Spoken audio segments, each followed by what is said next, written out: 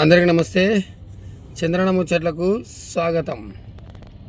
ఎలా ఉన్నారు? బాగున్నారా? ఓకే, నేను కూడా బాగున్నాను. జరగబోయే తెలంగాణలో జరుగుతున్న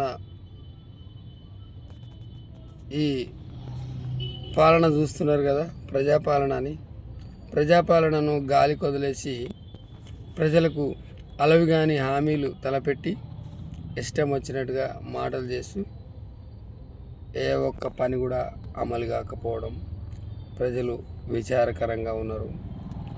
రైతులను ప్రతి ఒక్కరికి అన్యాయమే జరిగింది, కానీ న్యాయం అయితే ఏం లేదు. చెప్పడానికి మాత్రం మస్తు చెప్పిండు రేవంత్ రెడ్డి గారు. మరేది మాటలు ఇలా ఎందుకు జరుగుతుంది మనం గమనించాలి. ఏం జరుగుతుంది, ఎలా జరుగుతుంది? ఉచిత పథకాలు పెట్టి ప్రజలను ఆగం చేసి మాయమాటలు చెప్పి ఇలా చేస్తున్నారు.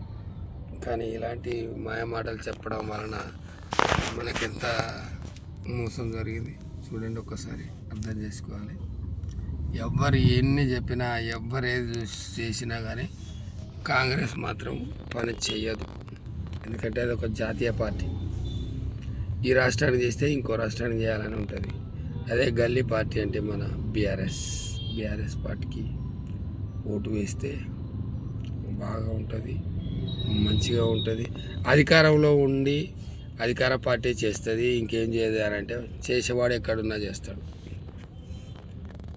అధికార పార్టీలోనే ఉండాలి, చేయాలని ఏమి లేదు.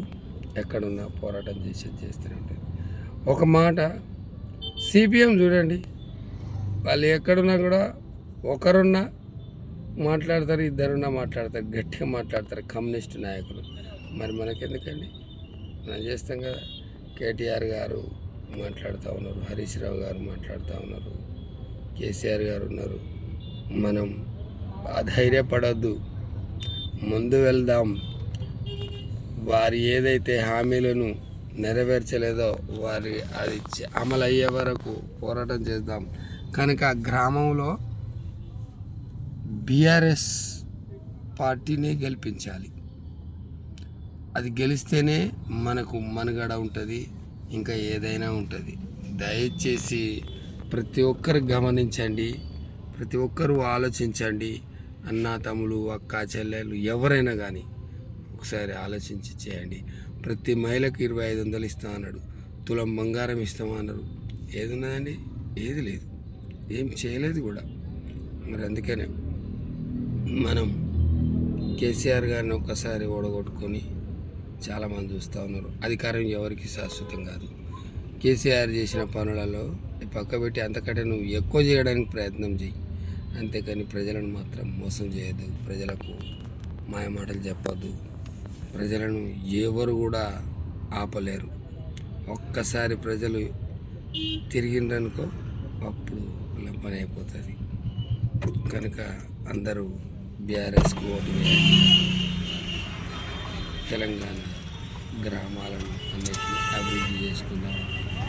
జై కేటీఆర్, జై కేసీఆర్, జై అఖిల భారత కేసీఆర్ వీరాభిమాన సంఘం.